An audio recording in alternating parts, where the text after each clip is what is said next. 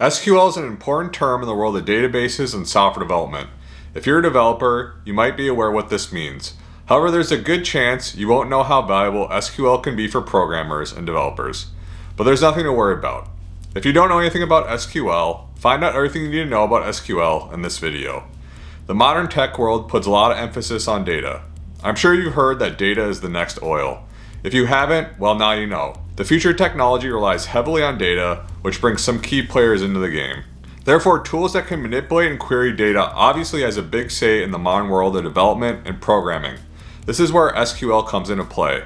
With SQL, sometimes pronounced as SQL, which is what I'll call it the rest of the video, will have power to manipulate raw data and turn a useful commodity for developers.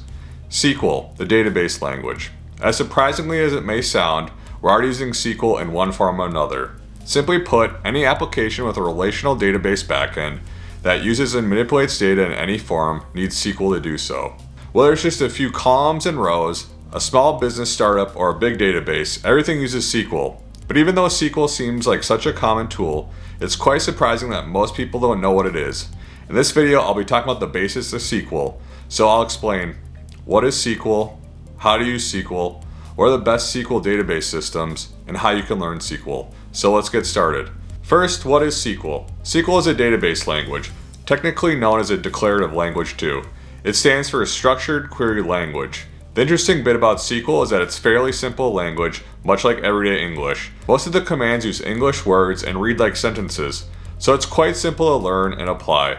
That's why it's also called a declarative language. To learn SQL, you also need a solid relational database management system, or RDBMS, to implement things properly. First, a word on databases. Before we jump into discussing SQL, here's a quick word on database. A database is a collection of organized data with different kinds of entries stored in structured containers called tables that are defined by schemas.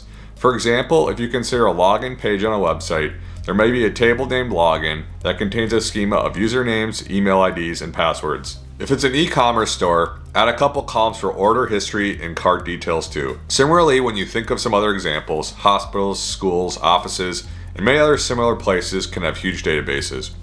Next, how to use SQL. Databases don't understand languages like Python, Ruby, and PHP. So when you design an application in these languages, you'll need additional support that comes through a database language like SQL.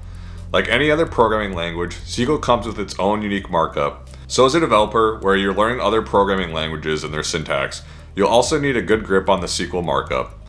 Next, learn to work with tables. If you want to work with SQL effectively, learn how to work with tables first. SQL is all about tables, i.e. data arranged in rows and columns. That's how a database is generally represented in the world of development. Next, learning SQL language elements.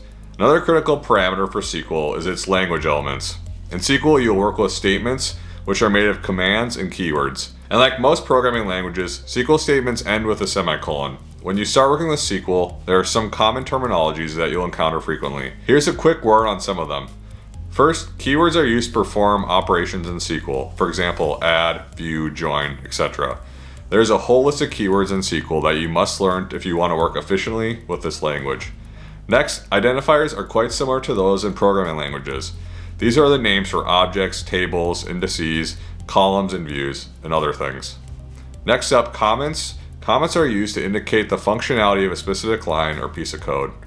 Next up, expressions. Expressions are used to perform mathematical operations on the data.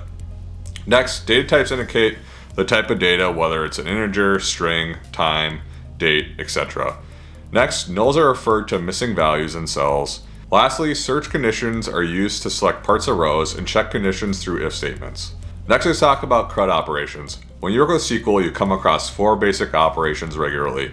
These are famously known as the CRUD operations, and they are used to manipulate data in SQL tables. CRUD stands for create new data by filling in the tables, read any query from the table, update the table values already presented in the table, and delete any previous values presented in the table. When you understand the CRUD statements, it's easier to work on the supporting commands like create, insert, select, update, and delete, and others. Next, what SQL database systems are popular?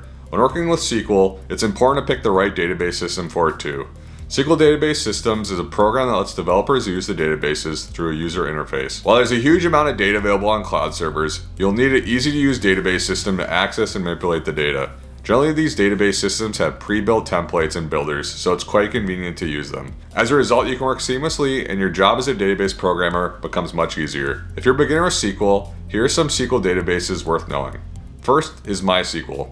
MySQL is a popular open source database system that allows free access to both individuals and businesses. It's widely used in academics too, and most new learners on SQL use this platform for its simple and free tools. Its open source model allows for software apps to integrate easily, so it's widely used in many software and other applications. Next is Oracle Database, perhaps the most popular database system. Oracle offers high convenience to users and it's widely used in the industry, especially in warehouses and online transaction processing. Next we have Microsoft SQL Server. This is a tool from Microsoft that's the database system behind major Windows operating systems. You'll find this tool in most of the software tools developed by Microsoft. There are more database systems like Postgres, SQL, SQLite, and many others. Each of these systems have unique features which make them fierce competitors among themselves. Depending on the application, the operating system, you can use any of these systems to create, update, and manipulate existing databases. Next, how can you learn SQL? Firstly, there's a lot of content available online. Whether you're taking a professional course from Coursera or any other platform or watching tutorials on YouTube, learning SQL is fun and easy. There are also free websites with interactive tutorials that allow you to test and manipulate data in the browser without having to even install and configure an RDBMS to learn. Learning SQL is one of the best skills to develop as a software engineer. Be sure to check out my video on the top skills all software engineers should know to be successful and see what you can learn. See you in there.